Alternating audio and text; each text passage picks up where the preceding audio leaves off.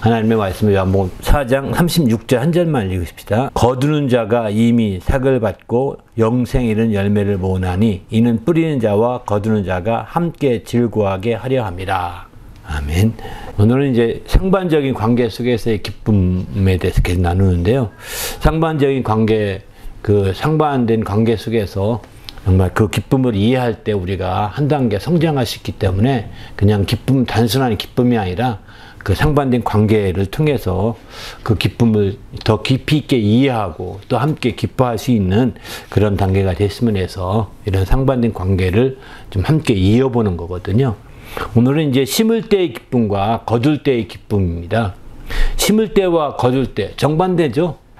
심을 때의 기쁨은 우리가 알다시피 어떤 미래의 희망을 기대하는 기쁨일 겁니다. 소망을 기대하는 기쁨일 겁니다. 이걸 심음으로 더 많이 거두겠지, 더 많은 것을 얻겠지 하는 이런 어떤 이제 그런 기쁨이겠죠. 더 나아가서는 이렇게 심으면서 그런 희망이 있기 때문에 희생도 하고 헌신도 하게 되는 거거든요. 이렇게 희생도 하고 헌신도 하는 그런 모든 원천적인 면에서 심는다는 것이 굉장히 중요한 거죠. 심을 때 그런 기쁨은 그래서 더구나 어떤 심는 원칙이 분명할 때 이런 기쁨이 더 커지게 됩니다. 반면에 이제 거둘 때의 그 기쁨이라는 것은 이제 막 그 자기가 만족감의 기쁨일 겁니다. 무엇보다도 그 거둠으로 자기 소유가 되고 자기 것이 막 더 풍성해지고 늘어나고 하는 그런 만족감의 기쁨이라는 것은 이루 말할 수 없겠죠. 그러나 이제 심을 때의 기쁨은 오히려 만족감보다는 오히려 좀 줄어들 수 있거든요. 자기 그 심음으로 말미암아 오히려 줄어들고 또 이게 결과적으로 잘 나타나지 않게 되면 결과적으로 그것이 잘 결실로 맺어지지 않게 되면 손해보는 것이기도 하거든요. 그래서 기쁨이라기보다는 그냥 막연한 희망과 소망 가운데 정말 이렇게 기대하면 그 기쁨이라고 할 수 있는 거죠. 그래서 이 심을 때의 기쁨이 분명한 사람들은 기쁨이 더 커지기 위해서는 심을 때의 그 기준이 잘 설정돼야 됩니다. 심을 때의 그 원칙이 잘 세워지고 원칙이 잘 설정되지 않게 되면 이런 심을 때에 온전히 기대할 수 없는 거죠. 그런데 우리가 알다시피 모든 심는 게 다 정말 거둬지느냐? 또 그거 아니지 않습니까? 심었지만 거둬들이지 못하고 어렵게 되는 거 많이 있거든요.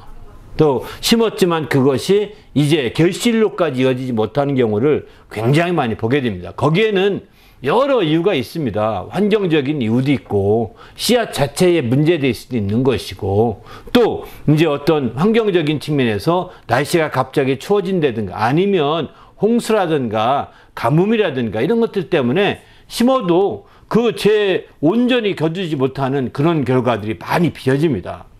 그래서 의외로 이제 심더라도 이런 기쁨보다는 염려와 근심과 걱정이 더 많을 수가 있는 거죠. 그러나 이제 이런 심는 원칙이 뚜렷하게 정해지게 되고 그런 원칙을 가지고서 정말 이렇게 접근하게 되면 그래도 이렇게 하면 되더라 하는 걸 알 수가 있는 거죠. 성경에는 이런 심는 원칙이 몇 가지가 있습니다. 심은 대로 거둔다 이런 말씀을 하거든요. 갈라디 6장 8절 보게 되면은 자기 육체를 위하여 심는 자는 육체로부터 썩어질 것을 거두고 성령을 위하여 심는 자는 성령으로부터 영생을 거두리라 이렇게 봐요. 심은 대로 거둔다는 것이 성경의 원칙이죠. 심은 것은 거두게 되어 있다는 겁니다. 원칙적인 측면에서. 또 두 번째는 작게 심으면 작게 거두고 적게 심으면 적게 거두고 많이 심으면 많이 거둔다. 이게 이제 당연한 거겠죠. 우리가 조금밖에 안 심었는데 많이 거둘 수 있겠습니까? 한계가 있는 거죠. 면적을 넓게 많이 이렇게 심어야 많이 거둘 수 있는 거죠. 그러니까 그만큼 심을 때에도 이런 원칙이 분명하면 정말 우리의 기쁨이 더 분명하게 더 배가 될 수 있고 더 커질 수가 있는 거죠. 또 한 가지 원칙이 있는데 심는 자에게는 하나님이 씨와 먹을 양식을 함께 주신다는 겁니다. 심으면 이거 심으면 먹을 게 없는데 어떡하지? 이렇게 하는 경우가 있거든요. 그러나 이제 고린도후서 9장 10절에 보게 되면은 심는 자에게 씨와 먹을 양식을 주시는 이가 너희 심을 것을 주사 풍성하게 하시고 또 너희의 의의 열매를 더하게 하시리니 이렇게 말합니다. 그러니까 이런 말씀 비춰본다면 하나님께서 심을 때 심고자 하는 자들 정말 미래를 통하여 또 앞으로의 희망을 가지고 심고 사는 자들이 있을 때는 그 심을 것만 딱 주지 아니하고 양식까지 더해 주셔서 정말 온전히 심고 또 풍성히 거둘 수 있도록 이렇게 열매질 수 있도록 인도하시는 걸 보게 됩니다. 이런 측면에서 볼 때 우리가 이런 원칙들을 가지게 되면 확실하게 하나님 말씀을 통해서 우리가 새롭게 될 수 있는 거죠. 그러나 이런 원칙이 분명하지 않게 되면 우리는 어떻게 되느냐, 이런 희망이 점점 약화되게 되고 심는 기쁨이 더 불분명해질 수밖에 없습니다. 그렇기 때문에 우리는 주님 안에서 내가 무엇을 하든지 간에 이런 심는 원칙, 심는 원칙을 세우고 이런 말씀을 통해서 그 약속을 의지해서 나갈 때 우리가 확실히 더 심는 기쁨이 커질 수 있다는 것이죠. 그러나 이제 우리가 알다시피 심어도 제 효력을 내지 못할 수 있다는 것입니다. 그 이유는 뭘까요? 그것은 심어도 제 효력을 나타내지 가장 큰 못하는 것은 저주받기 때문입니다. 신명기에 보게 되면 이런 말씀합니다. 내가 여자와 약혼하여도 다른 사람이 그 여자와 같이 동침할 것이요, 집을 건축하였으나 거기에 거주하지 못할 것이요, 또 포도원을 심었으나 내가 그 열매를 따지 못할 것이며. 신명기 28장 이 말씀 뭐 심는다는 부분만 요 말씀 따왔는데 그 전후로 내가 하나님 말씀을 의지하지 않고 그 명령을 순종하지 않게 되면 너는 저주를 받게 될 것인데, 저주의 양상이 어떻게 나타나냐? 이와 같이 나타난다는 거야. 네가 약혼을 했는데 그 여자는 다른 사람과 동침하게 된다는 거예요. 어? 내가 또 포도나무를 심었는데 포도 열매는 따먹지 못한다는 거예요. 얼마나 이 저주입니까? 심은 자가 거두는 게 원칙인데 저주받으면 심은 자가 거두지 못하게 됩니다. 심은 자가 거뒀으나 악한 자, 다른 자들이 다 뺏어가는 거죠. 이렇게 돼버리면 이건 엄청난 심는 기쁨이 없는 건 말할 것도 없고 허탈해지는 거죠. 그러면 왜 이와 같은 이런 저주들이 있느냐? 성경을 보게 되면 이제 죄악 때문인 겁니다. 창세기에 보게 되면 아담이 범죄한 후에 아담이 선악과를 따먹게 되죠. 이렇게 범죄한 후에 이제 하나님께서 아담에게 이렇게 저주를 하시게 되죠. 내가 선악을 알게 된 나무의 한 열매를 먹었은즉 땅은 너로 말미암아 저주를 받게 될 것이다, 이렇게 말합니다. 내가 범죄한 결과 땅이 너로 말미암아 저주를 받아서 내 평생에 수고하여야 소산을 먹으리라, 이렇게 말합니다. 수고해야 된, 땀 흘리고 수고해야 된다는 겁니다. 그전에는 수고하는 것이 없어도 먹고 살 수 있었거든요. 왜? 자동으로 나니까 그 열매 따먹기만 하면 됐거든요.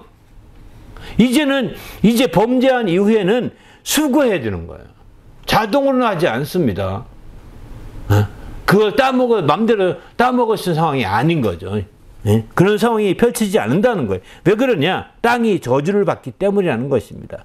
그리고 땅이 내게 가시덤불과 또 엉겅퀴를 낼 것이라, 이렇게 말합니다. 땅이 그전에는 땅을 가꾸면 경작했다고 그러거든요. 그때도 경작한 대로 심은 대로 거두었습니다. 그런데 나는 좋은 씨를 뿌렸는데 이게 엉겅퀴가 나고 가시덤불이 납니다. 가라지가 납니다. 이거 엉겅퀴나 가시덤불은 신약에서는 가라지라고 표현하거든요. 가라지라고 표현하는데 나는 가라지 심은 적이 없는데 가라지가 납니다. 이거 왜 그럴까요? 저주받은 거죠. 그래서 땅이 저주받아서 심은 대로 거두지 못하게 한다는 겁니다. 지금 상황이 그와 같이 된 거예요, 사실은. 더 나가서 이 창세기 4장에 보면 이제 땅이 더 저주받는 이유가 되는데, 이제 가인과 아벨의 경우 가인에게 이렇게 말하죠. 땅이 그 입을 벌여 내 손에서 내 아우의 피를 받았은즉 네가 땅에서 저주를 받으리니. 여기 표현은 좀 한 단계 더 강화된 거죠. 앞에는 너로 인하여 땅이 저주받았다, 너로 말미암아 땅이 저주받았다, 땅은 너로 말미암아 저주를 받았다, 이렇게 표현하는데, 가인에게는 어떻게 말하냐면 바로 땅에서 저주를 받아. 네가 땅에서 저주를 받는다는 거예요. 표현이 다르죠.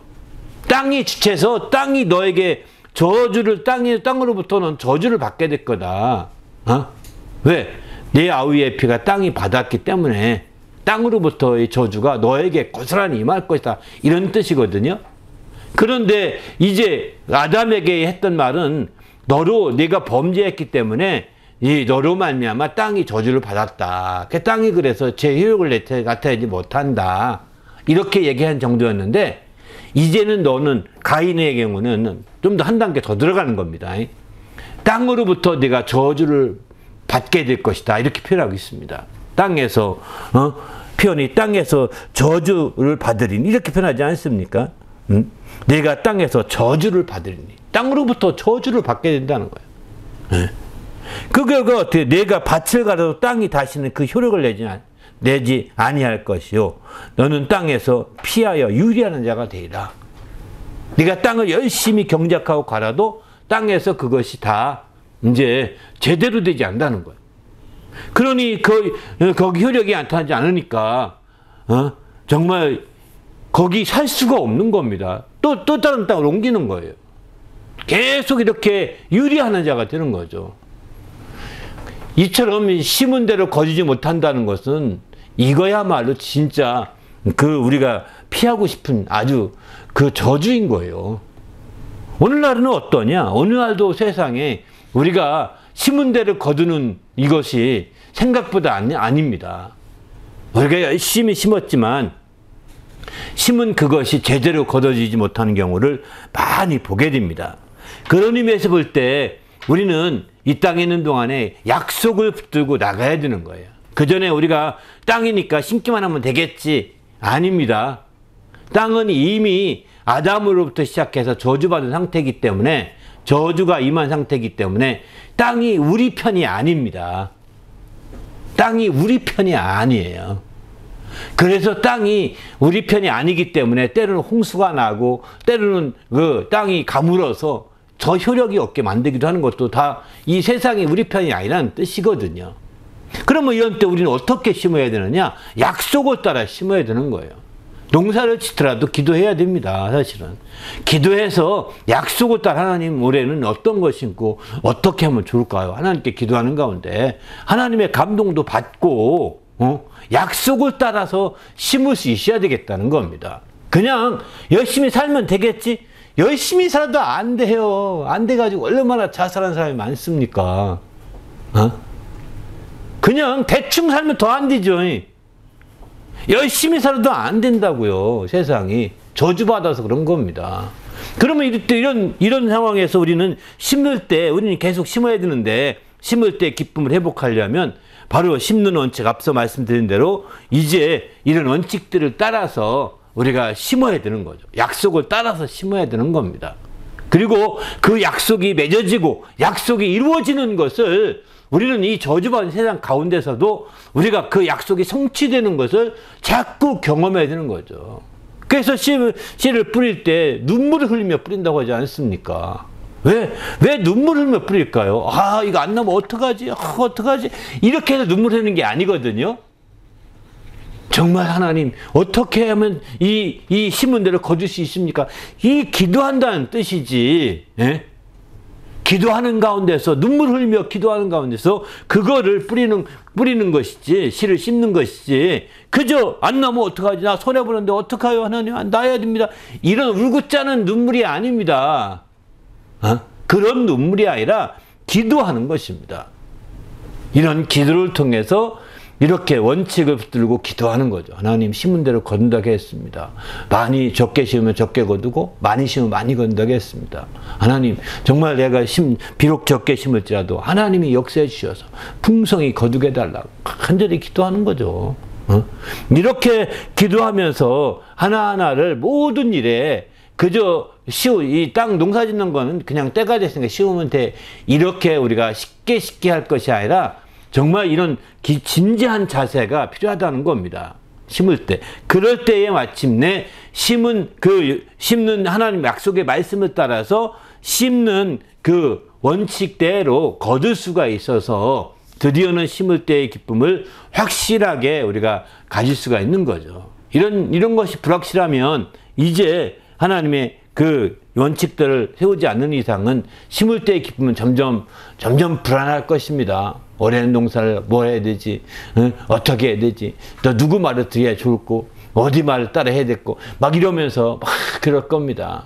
남들 말 따라가다가 남들은 그거 다 해놓고 이제 안 하거든요. 한 해 농사라는 게 그렇더라고요. 시골에서 농사짓는 거 많이 보면 한 해는 농작물이 잘 돼가지고 정말 많이 돈을 버는데 그 다음 몇 년은 그거 해면 돈 뭐 안 벌립니다. 그래가지고 그 다음에 심은 사람들은 다 손해보고 어려워합니다. 그런 걸 보면서 이제 우리가 농사는 정말 쉽다 하는 것은 어리석다 이런 생각이 들더라고요. 농사는 쉬운 게 아닙니다. 모든 게 마찬가지입니다. 세상에 일이 또 모든 게 쉬운 게 하나도 없습니다. 그냥 이렇게만 하면 되지, 학교 선생님이 가르치는 대로 하면 되지 않습니다. 왜냐면 이미 땅이 저주를 받아서 효력을 나타내고 있는 상황이 아니거든요. 세상이 이미 악한 자손에 처해 있어서 이미 세상 자체가 이제 정말 우리를 골탕 먹이려고 꼼수를 두고 있는 상황이기 때문에 정신을 바짝 차리면서 하나하나를 기도하는 가운데 하나님 약속을 따라서 움직여 가야 무엇인가 기뻐하신 일이 생기는 거죠. 그렇지 않고 이렇게 하게 되면 무턱대고 심어버리면 아마 먹을 것까지 하나도 없어질 겁니다.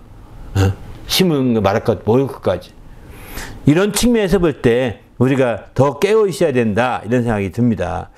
아무튼 주님 안에서 이런 정말 모든 부정적인 것들을 우리가 극복하기 위해서는 무엇보다 철저하게 이런 심는 원칙을 가져야 된다. 그러면 무엇을 심을 것인가? 이제 성경은 말합니다. 이 땅에 심는 것은 어떤 씨앗을 심고 곡식을 심고 또 다양한 나무도 심고 다양한 포도나무도 심고 다양한 이런 것도 심을 수 있겠지만 그러나 성경에서 심는 것은 이렇게 말합니다. 먼저 말씀을 심으라고 말씀합니다. 말씀을 심으라고. 바로 이제 그 야고보서 1장 21절 보게 되면 모든 더러운 것과 넘치는 악을 내버리고 너희 영혼을 능히 구원할 마음에 심어진 말씀을 온유함으로 받으라. 말씀을 심어서 온유함 가운데 그 말씀을 받으라는 거예요. 너의 심어진 말씀이라고 표현하죠. 또 호세아서 보면 공의를 심으라고 했습니다. 공의를 심으라고. 너희 자신을 자기를 위하여 공의를 심고 인애를 거두라. 공의를 심어야 인애를 거둘 수 있다는 겁니다. 공의가 없는 그 인애, 사랑은 존재할 수가 없는 거죠. 공의를 통해서 이런 인애를 거둘 수가 있는 거죠. 공의를 심으라는 겁니다. 야고보 3장 18절은 이제 화평하게 하는 자는 화평으로 심어 의의 열매를 거둔다 했습니다. 화평을 심어야 됩니다. 화평. 이런 그 신앙 안에서 이런 부분들을 확실하게 심어야 되는 거죠. 그 외에도 이제 고린도전서 15장에 보면 부활에 대해 설명하기를 부활에서는 이 네 가지를 심는 것을 얘기합니다. 부활은 네 가지를 심는 거란 썩을 것으로 심는 겁니다. 그래서 썩지 아니할 것을 거두고 욕된 것으로 심습니다. 그 욕되지 아니한 영광스러운 것으로 다시 거두게 되죠. 또 약한 것으로 심습니다. 그래서 이제 약한 것을 심고 강한 것으로 다시 거두게 되는 거죠. 또 육의 몸으로 심습니다. 육의 몸으로 심고 신령한 몸으로 다시 거두게 되는 거죠. 이게 이제 부활이라고 표현합니다. 우리가 땅에 우리가 씨앗을 심고 땅에 어떤 그 나무를 심고 하는 이것은요 비유로 이해하시는 게 좋을 것 같습니다. 그런 걸 심으면서 나는 정말 무엇을 영적으로 심어야 될 것인지 이렇게 배워야 되겠다는 겁니다. 그것만 심어서 거기서 나는 곡식 몇 개만 얻어 먹는 것으로 만족할 것이 아니라 그래 이걸 심으면서 이게 이렇게 나는데 이를 위해서 나는 정말 이렇게 말씀을 제대로 심었는가, 공의는 제대로 심었는가, 화평으로 제대로 심었는가, 정말 이런 것들을 생각해 봐야 되는 거죠. 그리고 내가 가지고 있는 게 이제 썩을 것인데 이 썩을 것을 제대로 잘 심고 있는가, 썩지 않을 것 거두기 위해서 썩을 것을 제대로 심었는가, 내가 가지고 있는 게 정말 영광스러운 것보다는 욕된 것이 많은데 그 욕된 것들을 심어서 영광스러운 거두기 위해서 얼마나 심은가, 이런 거 생각을 해봐야 되는 거죠. 나는 약할 뿐인데 약한 것들을 심어서 얼마나 강한 것을 거둘 수 있는가. 또 나는 육의 몸이 내가 전부라고 생각하는데 이 육의 몸을 그냥 이것이 어느 날 시간이 지나가면서 노쇠화되고 이것이 다 무너져 간다 이거죠. 이렇게 무너져 가는데 이런 것들을 이제 어떻게 그냥 방치해버리고 말지 말고 이거 심어서 더 이제 신령한 몸으로, 더 강한 몸으로 우리가 태교해서 어떻게 해야 될 것인가, 이렇게 생각을 해봐야 되는 거죠. 이렇게 심는다는 게 그냥 형식적으로 그냥 씨앗을 심어서 곡식을 거두고 하는 이런 어떤 야채를 거두고 또 이제 나무를 심어서 과일을 거두고 하는 이런 것들만 생각하지 마시고, 심는 가운데서 또 싹이 트고 자라는 가운데서 우리는 정말 우리 자신을 배워야 되는 거죠. 그 비유를 통해서 그런 것들을 심어야 되겠다, 이런 생각이 듭니다. 그럴 때에 마침내 우리가 그렇게 해서 그 세상의 어떤 그 씨앗이나 나무를 심는 것으로 끝나지 아니하고 신령까지 함께 심을 수 있다면, 그래서 그런 과정을 통하여 깨달아서 심을 수만 있다면 더 심는 기쁨은 더 커질 수 있는 거죠. 그것은 바로 씨앗을 심는 기쁨과 다른 겁니다. 말씀을 심고 공의를 심고 화평으로 심는 이런 것들은 씨앗을 심는 것과 다른 영원한 기쁨이 그 안에 있거든요. 이런 기쁨들이 넘치길 바랍니다. 할렐루야. 그리고 더 나가서는 이제 썩을 것들, 욕된 것들, 약한 것들, 육의 몸, 이런 것들을 심어서 더 놀라운 것들을 거둔다는 소망과 이런 그 부활에 대한 믿음을 가질 때 마침내 우리는 심는 기쁨을 이 땅에 살면서도 더 느낄 수 있는 거죠. 그러나 우리가 그렇지 아니하고 농사 짓는 것처럼 세상 농사로만 생각한다면 우리는 기쁨은 그날 한 해로 끝나버립니다. 한 해가 뭡니까? 기쁨이 한 해가 아니라 그 농사 다 끝나서 거둘 때까지 기쁨을 제대로 못 느낄 것입니다. 오히려 불안하고 초조하고, 또 땅에 처음에 귀농한 사람들, 서울에 살다가 이제 귀농하던 사람들이 가서 시골에 가서 농사 짓는 가만히 보면 정말 굉장히 바쁩니다. 첫 해 보니까 농사 얘기를 쓰는데 그렇게 하면 참 힘들겠더라고요, 보니까. 왜? 또 그렇게 해야 본인이 경험이 없으니까 경험을 쌓기 위해서 그렇게 하는 거겠죠. 지혜로운 방법입니다. 힘들긴 하지만. 그러나 알다시피 그렇게 되니까 더 노심초사할 수밖에 없는 거죠. 경험이 없으니까 더 그런 거겠죠. 그러나 이제 어쨌든 그렇게 세상 농사에 초점 둔다면 마치 그런 귀농한 농부들처럼 우리도 똑같이 세상에 근심 걱정으로 살 것입니다. 그 피할 수 없는 겁니다. 우리는 그 세상에서 씨앗과 나무를 심으면서 거둬들이는 과정을 우리가 경험해 보면서, 이건 비유구나. 이건 하나의 비유구나. 이게 바로 내가 이 땅에 있는 동안에 육신에 속한 것들을 심어서 신령을 거두는 것을 나타내는 비유이구나. 이렇게 심을 때 이렇게 거둘 수 있는 거구나. 라고 하는 거죠. 그리고 또 비록 육신에 씨앗을 심고 나무를 심더라도 우리는 영에 속한 자가 되어서 하나님의 말씀의 약속을 따라서 자꾸 심어버려도 해야 되는 거죠. 심는 원칙에 따라서. 그리고 그 원칙이라는 것은 하나님 약속을 전제한 거거든요. 그 약속을 힘입어서 심고 또 그렇게 깨어서 기도할 때 거두는 기쁨도 더 커질 수 있는 것이지, 그렇지 않고 세상의 농부들의 경험만 의지하고 먼저 앞에 갔던 사람들의 경험만 생각하고 이렇게만 나가면 더 큰 기쁨을 누리기는 힘들 것입니다. 그리고 농사를 지으면서 하나님을 의지하기보다는 경험자만 따라다니는 겁니다. 그거 하나님이에요. 그렇게 해서는 정말 우리 신앙은 무너지고 말게 되는 거죠. 그래서 우리는 심을 때의 기쁨을 온전히 하기 위해서 이런 성경적인 심는 원칙을 다시 한번 세우시기를 부탁드립니다. 할렐루야. 그럼 반면에 거둘 때의 그 기쁨이라는 건 뭐냐? 앞서 말씀드린 대로 이제 그 놀라운 그 만족감과 풍성함에 대한 어떤 그런 기쁨이겠지만, 그러나 알다시피 이제 그 성경의 마태복음 25장에 보면 달란트 비유에서 이제 한 달란트 받은 사람이 자기 한 달란트를 감춰두었다가 가지고 옵니다. 그러면서 이제 그가 말하기를 이렇게 말합니다. 주는 굳은 사람인지라, 이렇게 표현하지 않습니까? 주는 굳은 사람인지라 이제 심지 않은 데서 거두고 거두지 않은 데서 해치지 않은 데 모으는 줄 안다. 이렇게 표현하거든요. 이때에 그 주인이 말합니다. 주인이 말합니다. 게으른 종아, 나는 심지 않은 데서 거두고 해치지 않은 데서 모으는 줄 내가 알았느냐? 이렇게 말하니까 내가 그렇게 알고 있었니? 아니다. 이렇게 말하면. 얘기합니다. 바로 하나님은 여기서 가르쳐주고 있는 거예요. 심은 데서 거두고 헤쳐가지고 모으는 겁니다. 이거를 하나님이 분명히 가르쳐주고 있는 거예요. 거두는 것은 심지 않고는 거둘 수 없다는 거예요. 많은 사람들은 그냥 안 심고 거두면 좋아하죠. 그래서 공짜로 줍는 거를 굉장히 좋아하지 않습니까? 지나가다가 돈을 주었어요. 얼마나 좋아합니까? 지나가다가 막 금반지를 주었어요. 대단하다고 막 그러지 않습니까?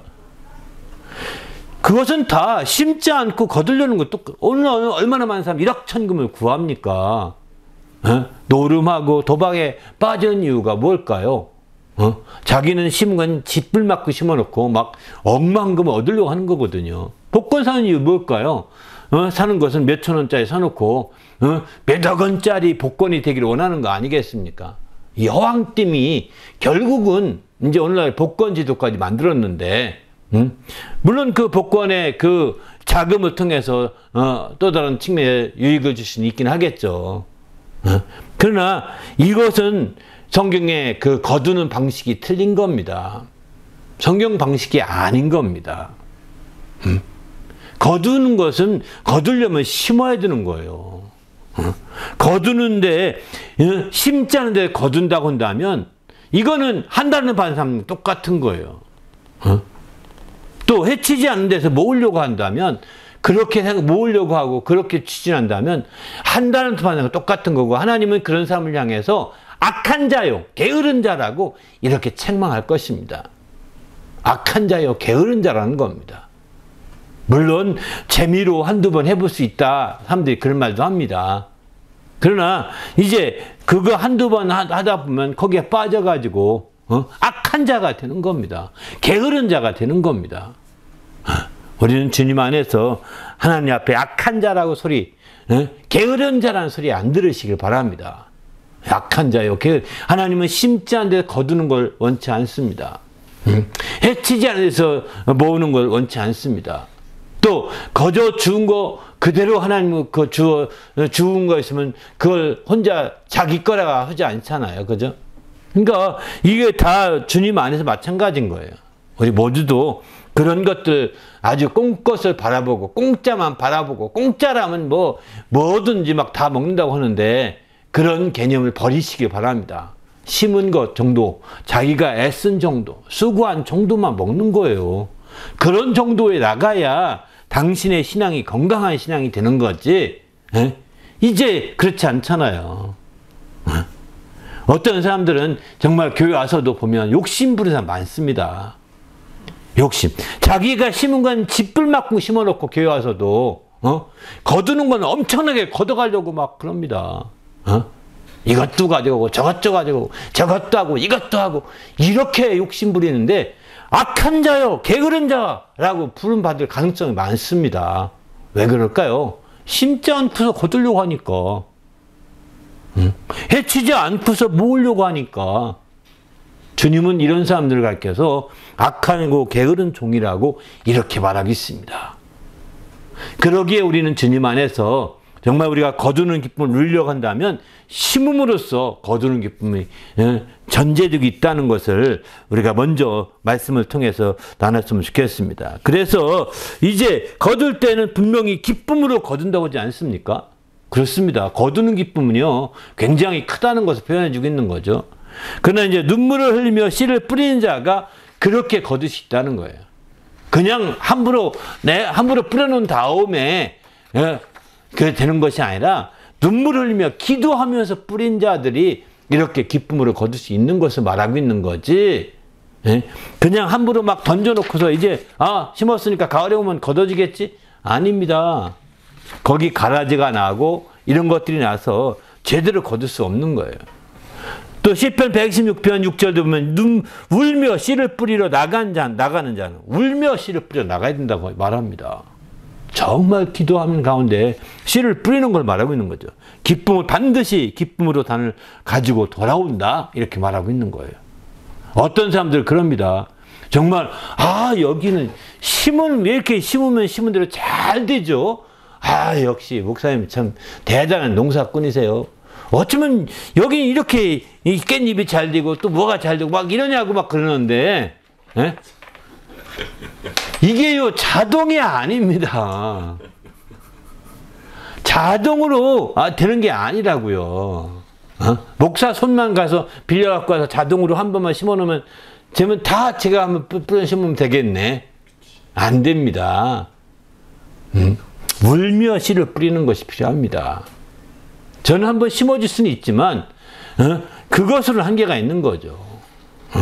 또 눈물을 흘리며 씨를 뿌리고 그 얘기는 그 가꾸는 것까지 계속 포함되는 거죠. 이렇게 해서 잘 되는 거지 안 가꾸어 보십시오. 저도요 이렇게 땡볕 속에 아침에 한번 물 한 번 주고 점심에 물 한 번 주고 저녁에 물 한 번 3번씩 물을 줍니다. 저는 제가 심은 게 아니라 자동으로 난 것들을 잘 활용하는 편인데, 그것을 또 실어 옮겨 심고 또 물 주고 계속 살리고 이렇게 해서 하는 거거든요. 그러나 이제 목사의 손이 좋아서 그런 것이 아니고 바로 눈물을 흘리며 또 이제 울며 씨를 뿌리고 가꾸는 자들이 거둘 수 기쁨으로 거두는 거죠. 할렐루야. 우리도 정말 어떤 거 하더라도 이렇게 눈물을 흘리며 울며 가꾸시길 바랍니다. 할렐루야. 그럴 때 이런 기쁨으로 거둘 수 있다는 거예요. 그럴 때 하나님 안에서 새롭게 될 수가 있는 거죠. 더 나가서 이제 정말 그 뿌리고 가꾸는 과정에 이렇게 계속적인 기도가 필요한 거죠. 그 다음 때로는 그 식물 칭찬도 해주고, 네가 이렇게 뭐 했으면 이제 정말 그 비가 안 와서 그 물을 좀 늦게 주면 막 입이 늘어지거든요. 네가 참 더워가지고 고생했겠구나. 이러면서 이제 물을 주기도 하고 이러면서 이제 기도도 하고 하나님 잘 자라게 해서 정말 좋은 결실이어서 이 식물이 최고의 기쁨을 누릴 수 있으려면 우리가 먹어야 되는데 하나님의 자녀를 위해서 공급하는 게 식물로서는 최고의 기쁨이거든요. 성경에 나오는 표현입니다. 그런데 식물의 최고의 기쁨을 누릴 수 있도록 하나님께서 복을 더해주시고 식물에게 복이 아니고 우리도 이 복된 식물을 먹게 해달라고 막 기도하고 있는 거죠. 우리 주님 안에서 그렇습니다. 모두가 이렇게 정말 잘 거두는 것이지 그냥 심지 않고 거두는 것이 있을 수 없다는 거죠. 근데 이렇게 거둘 때도 원칙이 있습니다. 원칙적으로 생각해 볼 것은 3가지인데 하나는 이제 거두는 주체가 하나님이시라는 거예요. 거두는 주체가. 왜냐하면 그 하나님께서 그 식물을 자라게 하시기 때문입니다. 거두기 위해서는 식물이 잘 자라야 되거든요. 고린도서 3장 7절 보면은 심는 이나 물 주는 이는 아무것도 아니로되 오직 자라게 하시는 이는 하나님뿐이다 이랬습니다. 정말 자라게 알다시피 물 줄 수 있어요. 심을 수도 있어요. 이게 우리가 사람이 할 수 있는 일이거든요. 그런데 자라는 것은 마음대로 안 됩니다. 저도 깻잎이 나서 옮겨 심어가서 물 주고 심고 옮겨 심고 물 주었어요. 근데 어떤 놈은 안 자랍니다. 더 자라라고 막 3번, 4번 물 줬는데도 안 자라고. 또 그 어떤 것은 이제 거기서 씨앗이 떨어져 자란 거거든요. 옮겨 심지 않았는데 안 자라요. 벌써 2주간 물 줘도 안 자라. 자랄 기미가 안 보입니다. 그러나 계속 주는 거예요. 자라게 하시니 하나님이십니다 하고 주는 겁니다. 이렇게 해서 배우는 거죠. 하나하나 배우는 거예요. 그럴 때 마침내 이제 그것이 막 커서 이렇게 될 때 큰 기쁨을 누릴 수 있는 거죠. 이미 어떤 것들은 이미 이제 옮겨 심어서 또 거름이 많은 땅에 옮겨 심어서 이렇게 했더니 막 커서 이번 주일에는 아마 깻잎으로 아마 쌈을 싸 먹을 수 있을 것 같습니다.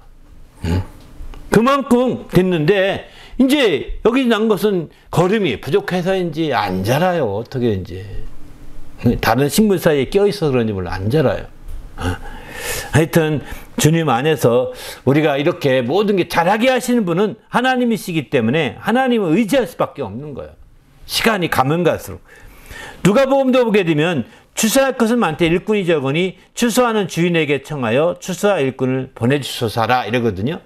거둘 때를 추수한다고 표현하는데 바로 이 거두는 주체가 주인이죠. 주인입니다. 주인이 거두는 거지. 아이고 저 옆집 사람이 보니까 저거 거둘 때 안 거두네. 아이 우리가 거둬줘야지. 그러면 그거 왜 도둑질에 가냐고 신고한다니까요. 어? 아무리 착한 마음이어도 난 거둬주려고 했다. 왜 남의 집에 들어가냐고 싸움이 일어난다니까요. 아닙니다. 주인이 거두는 겁니다. 바로 우리 하나님은 만주의 주가 되신 분이거든요. 모든 주인들의 주가 되신 분이십니다. 그래서 하나님께서 이 추수하는 참된 주인이 하나님이신 거죠. 하나님이 그래서 하나님께 추수할 일꾼을 보내달라고, 추수할 것이 많으면 보내달라고 기도하라는 거예요. 그분께 청하라는 겁니다. 또 이제 그러면 마침내 그 추수 때는 세상 끝이니 추수꾼은 천사들이다. 하나님께서 영적인 면에서 추수꾼은 천사들이기 때문에 천사들을 보내주어서 그 모든 일에 추수하도록 돕게 해주는 거죠. 두 번째는 이 추수의 때와 기한이 있다는 겁니다. 추수의 때와 기한이. 거두는 때가 있는 거죠. 거두는 아무 때나 거두면 되는 것이 아닙니다. 때에 맞춰서 거둬야 이게 참된 거둠이 되는 거죠. 모든 때와 기한은 아버지 권한에 두셨다고 사도행전 1장 7절에 이렇게 말합니다. 모든 때와 기한이 아버지 권한에 두었다는 거예요. 보통 이제 그 보통 때라고 할 때는 물리적인 시간, 때가 있고 또 이제 물리적인 것보다는 심리적이거나 영적인 시간, 때가 있거든요. 물리적인 때를 말할 때는 헬라어로 그리스 말로는 카이로스라고 표현하고요. 반면에 영적인 거나 이제 그 심리적인 측면에서의 시간을 말할 때는 이제 크로노스라고 표현합니다. 그러니까 우리가 이제 물리적인 시간으로 자기가 뭐 아침에 일찍 일어나고 늦게 자고 카이로스라고 표현하지. 이런 것들은 다. 반면에 이제 하나님의 때, 하나님의 시간, 여기 추수할 기한과 때도 우리가 알다시피 가을에 프로 추수하게 되면 이거는 카이로스적인 측면이 있겠죠. 그러나 이제 가을이라 하더라도 하나님의 그 추수할 때가 있다는 거예요. 하나님의 때에 맞춰야 되는 거죠. 그렇게 될 때 참된 거두는 기쁨을 누릴 수 있게 되는 거죠. 또 갈라디아서 이제 6장 9절에 보게 되면은 때가 이름에 거두리라 이렇게 말하지 않습니까? 때가 이름에 때가 참에 거두고 때가 이름에 거둔다는 거죠. 바로 에레미야 5장 24절 보게 되면은 이렇게 추수 기한을 정하시는 우리 하나님 여호와를 경외하자 이렇게 말합니다. 추수 기한을 거두는 기한을 정하시는 우리 하나님이라고 표현합니다. 하나님께서 그 기한을 정하고 때를 정하는 거죠.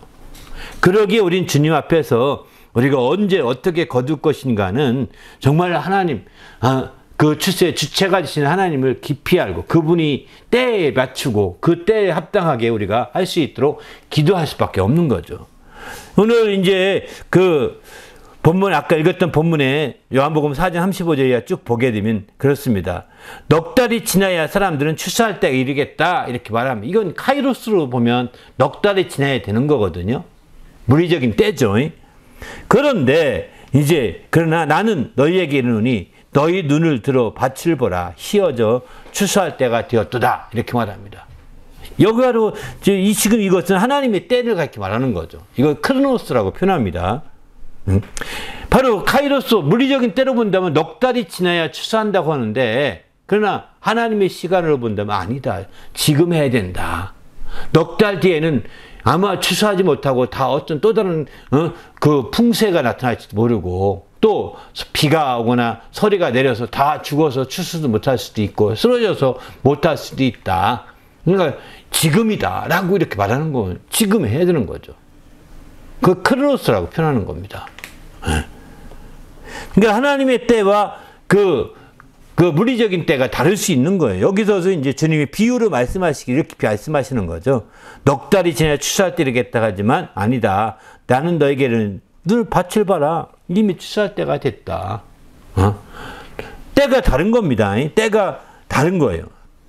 이렇게 말하듯이 우리가 정말 확실하게 그 두 가지 사이드를 보면서 우리가 만약에 크리스찬으로서 농사를 짓는다면 두 가지 면을 잘 보셔야 합니다. 항상. 항상 그 물리적인 때와 하나님의 때를 보면서 늘 기도하는 마음으로 접근할 때 농사를 좀 다 할 수 있지 않을까 이런 생각이 듭니다. 저는 뭐 농사라기보다는 그냥 간단한 텃밭을 가꾸는데도 이런 말씀들 성경 말씀을 바탕으로 이렇게 비춰본다면 그런 것이 필요한 것 같고요. 저는 진짜 아침부터 새벽부터 나가 기도하면서 이렇게 하거든요. 농사 지면서. 제가 회개기도를 많이 합니다. 이 식물 하나도 이렇게 잘 가꾸는데 성도로 해서 내가 얼마나 가꾸려고 해봤냐. 이런 질문이 저 스스로에게 많이 듭니다. 그러면서 그렇게 들면 이제 내내 일하면 성도를 위해 기도하는 거죠. 회개하면서. 저는 많이 못했습니다. 그럼 회개하면서 아무개를 붙여달라고 또 누구를 기도하면서 또 하고 하는 거죠. 이렇게 우리는 어쨌든 우리가 배우는 거예요. 이렇게 할 때 놀라운 역사가 되는 거예요. 그런데 또 한 가지 주의할 것은 기한전에 떨어지는 경우도 있다는 겁니다. 때가 있는데 때까지 기다렸는데 이거 하나님의 때에 또 물리적인 때 다 때가 될 때까지 기다렸는데 때가 되기 전에도 떨어질 수도 있다는 거예요. 그래서 전도서에 보게 되면 이렇게 말하죠. 지나치게 악인이 되지 말며 지나치게 우매한 자가 되지 말라. 어찌하여 기한전에 죽으려고 하느냐. 이렇게 표현해요. 기한전에 죽을 수도 있고 기한전에 떨어질 수도 있다고 말라기서는 이렇게 말합니다. 기한전에 열매가 떨어지지 않게 하려고 한다. 이렇게 말하지 않습니까? 그럼 왜 기한전에 떨어지느냐? 기한전에 떨어지고 기한전에 거둘 수가 없느냐? 기한이 차서 거둘 수가 없느냐? 기한전에 다 떨어지고 기한전에 다 거두지 못하게 되는 이유가 뭐냐? 여기 전도서 7장 17절 보게 되면은 악인이 되어서 그렇다는 거예요. 우매한 자가 되어서 그렇다는 거예요. 반면에 말라기에서는 이렇게 말합니다. 하나님의 것을 네가 도적질해서 그렇다는 거예요. 너희 온 나라가 나의 것을 도적질했다. 저주받아서 그렇다는 겁니다. 저주받으면 바로 거둘 때가 돼도 거두지 못하게 되고 그 전에 다 무너지고 다 떨어지고 마는 거예요. 거둘 때가 되었어도 나쁜 놈들이 와서 다 거둬간다는 거예요. 내가 심었으나 남들이 거둬가고 이렇게 나오거든요. 저주받으면. 하나님의 것을 도둑질해서 저주받은 결과 이렇게 기한 전에 떨어지기도 하고 또 기한이 차도 자기 것이 되지 못한다는 거예요. 저주받으면. 안타깝죠. 이렇게 안 돼야 되는 거죠. 이를 위해서는 우리가 누구보다 정신을 바짝 차려야 됩니다. 할렐루야. 그래서 정신을 바짝 차려서 주님 안에서 우리가 깨어있는 것밖에 없다고 생각이 듭니다. 그러면 이제 거두는 기쁨이 어떤 기쁨이냐? 많이 거둘 때의 기쁨이 있을 것입니다. 적게 심으면 적게 거두고 많이 거둔 자는 많이 거둔다고 했는데 이렇게 거둘 때의 기쁨은 바로 이제 많이 풍성히 거둘 때의 기쁨이 있겠죠. 이것은 그야말로 하나님의 축복이었구나. 드디어 내가 심었는데 드디어 심은 것을 내가 거뒀다는 것은 이게 복이에요. 축복이에요. 분복이라고 표현하거든요. 이 복은 분복이라고. 내가 누린 내 몫으로 누린 복이라고 볼 수 있는 거죠. 내가 수고한 것을 먹고 마시는 것이 우리가 아다시피 그게 복이라 분복이다 이렇게 말했거든요. 내가 수고한 것은 심은 거를 이렇게 말합니다. 내가 심은 것 가지고 먹고 마신다는 것은 이게 분복입니다. 하나님이 우리에게 나눠주신 복이죠. 이 복이 바로 이제 거둘 때에 이 분복을 느끼게 되면서 이게 기쁨이구나. 이런 기쁨을 느낄 수 있는 거겠죠. 또 썩지 않는 것을 거둘 때 또 영생을 거둘 때의 기쁨이 있을 것입니다. 이건 영원한 기쁨이겠죠. 내가 육체를 위해 심으면 육체로부터 썩어질 것을 거두겠지만 바로 성령을 위하여 심게 되면 성령으로부터 영생을 거두게 된다. 이렇게 말하거든요. 갈라디아 6장 9절은. 그러니까 이처럼 영원한 것, 썩지 아니할 것을 심어서 썩을 것을 심어서 썩지 아니할 것을 거둘 수 있다면 이것은 더 말할 수 없는 영원한 기쁨이 되는 것입니다. 우리도 이제 부활에 대해서 앞서서 말씀드린 것처럼 이제 부활이라는 것은 바로 육의 몸을 심어서 신령한 몸으로 거두고 또 약한 것을 심어서 강한 것으로 거두고 욕된 것으로 심어서 마침내 영광스러운 것을 거두고 썩어질 것이면서 썩지 아니할 것으로 다시 거두고, 여기 거둔다는 것은 고린도전서 15장에서는 다시 살아나는 것이라고 이렇게 표현하고 있는데, 이렇게 거둘 수 있을 때 우리는 주님 안에서 놀라운 이제 기쁨이 되는 것이죠. 이런 기쁨이 영원한 기쁨이라고 볼 수 있지 않겠습니까? 우리도 주님 안에서 이런 귀한 기쁨을 누리는 성도가 되시기를 예수님의 이름으로 축원합니다. 할렐루야. 그래서 우리가 이런 기쁨이 있는데, 한편으로 이렇게 거둔다는 것은 또 한 가지는 이제 갚아주신다, 이런 개념으로도 볼 수 있거든요.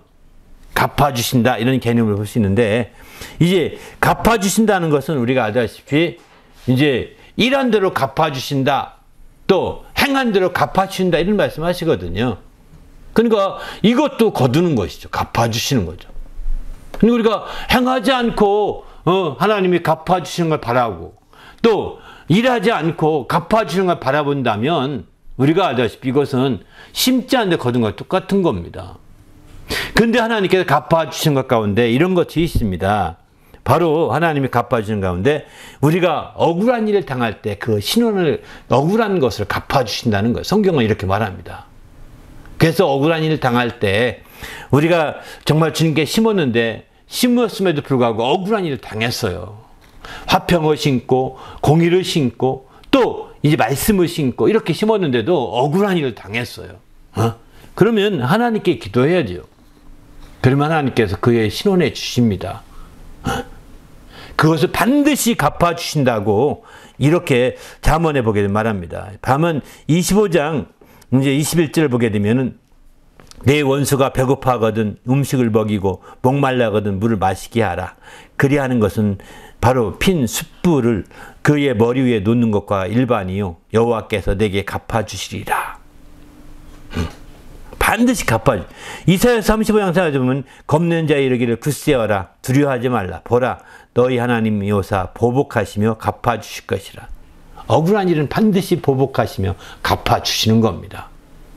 우리가 그것 가지고 억울해하거나 원망하지 마십시다. 할렐루야. 저도 많이 원망하고 많이 왜 이런 일이 있죠, 하나님께 불평도 하고 답답해한 적이 많았는데, 이런 말씀 보면서 내가 너무 믿음이 없었구나, 이런 생각이 들더라고요.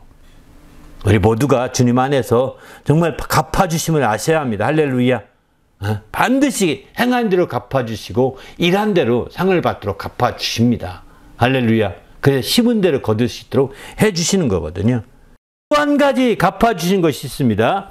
잠언 19장 17절 보면은, 가난한 자를 불쌍히 여기는 것은 하나님께 구워 드리는 것과 같다. 그래서 그의 선행을 그에게 갚아주시리라, 이렇게 말합니다. 선행은 하나님이 반드시 갚아주신다는 거예요. 네? 선행. 그래서 우린 주님 안에서 이런 하나님의 선행을 갚아주심에 대해서 확실히 이해할 필요가 있습니다. 할렐루야. 그럴 때 우리가 하나님 안에서 확실하게 정말 이렇게 거두는 기쁨을 느낄 수 있는 거죠. 우리가 선행을 하면서 정말 낙심하지 말아야 합니다. 그 갈라디아 6장 9절은 선을 행하다가 낙심하지 말지니 때가 이름에 거두리라, 이러지 않습니까? 낙심하지 말아야 합니다. 우리가 선을 행하다가 낙심해서 난 다시 선을 행하나 봐라, 안 해, 이런 식은 어리석은 거예요. 낙심하지 마시고 정말 하나님께서 반드시 갚아주신다는 이 약속의 말씀을 의지해서 꾸준히 주의 뜻대로 사시길 바랍니다. 할렐루야. 그렇게 되시면 하나님께서 풍성히 채워주시고 함께 하실 것입니다. 결론적으로 말씀드리면, 요한복음 4장 36절이면 거두는 자가 이미 삭을 받고 영생에 이르는 열매 모으나니 이는 뿌리는 자와 거두는 자가 함께 즐거워하게 하려 함이라, 이렇게 말합니다. 정말 거두는 자와 뿌리는 자가 함께 즐거워하게 되어 있는 거예요. 이 말씀은 뿌리는 자와 거두는 자가 다를 수도 있다는 거예요. 그런데 우리가 거두면서, 심으면서 거둘 때 내가 심어놓고 거둘 수도 있지만, 내가 심었지만 다른 사람이 거둘 수도 있다는 겁니다.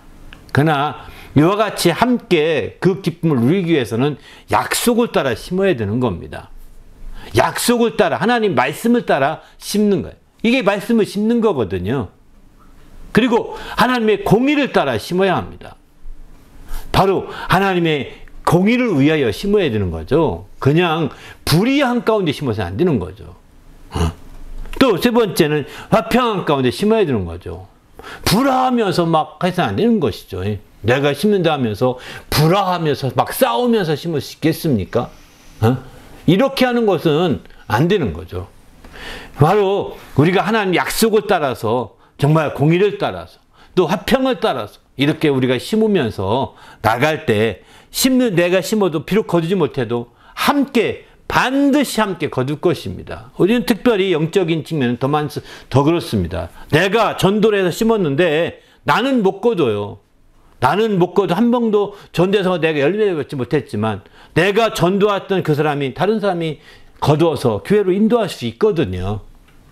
나는 그가 구원받는지 안 받는지 모릅니다만은 이제 정말 나중에 하늘나라에 가보면 저 사람이 구원받았네. 내가 그때 전도했었는데 바로 뿌리는 자와 심는 자와 거둔 자가 함께 기뻐하게 되는 거죠. 바로 이렇게 될 수 있다는 것입니다. 우리도 주님 안에서 함께 이렇게 기뻐하는 성도가 되시기를 바랍니다. 할렐루야. 정말 우리는 심는 그 약속을 따라 심으면서 나만 손해보는 짓 하는 것이라고 생각하지 않습니다. 오히려 정말 부지런히 더 많이 심을 수 있는 거죠. 그렇게 되니까. 나는 내가 누군가 거두게 하기 위해서 더 많이 심는 거예요. 내가 심어놓으면 누군가 거두겠지. 이렇게 하면 더 많이 심어놓는 거예요. 네? 할 수만 있다. 그러면 더 많은 자들이 함께 거둬가고 더 많은 자들이 기뻐하는 거 보면서 함께 기뻐할 수 있지 않습니까? 그래서 우리는 주님 안에서 이 심을 때의 기쁨과 거둘 때의 기쁨이 딱 분리되지 않는다는 겁니다. 상반된 관계의 기쁨이 딱 분리되지 않는 겁니다. 이것을 할 수만 있으면 함께 이어가게 될 때 그 기쁨이 영원한 기쁨으로 정말 우리가 장성한 자의 기쁨으로 발전돼 갈 수가 있는 거죠. 우리 모두가 심을 때의 기쁨과 거둘 때의 기쁨이 상반된 관계이기 때문에 전혀 다른 것처럼 별개처럼 분리시키지 마시고 하나로 모아가 보시길 바랍니다. 할렐루야. 바로 그렇게 되면 우리가 영원한 기쁨을 그 안에서 누릴 수 있는 더 좋은 기회가 될 것입니다. 참된 기쁨을 찾아가는 장성한 자의 기쁨을 누리는 그런 기회가 될 것입니다. 우리 모두도 이런 기쁨을 누려서 우리 주 앞에 귀하게 쓰임받는 성도가 되게 달라고 오늘 말씀 생각하며 기도하겠습니다.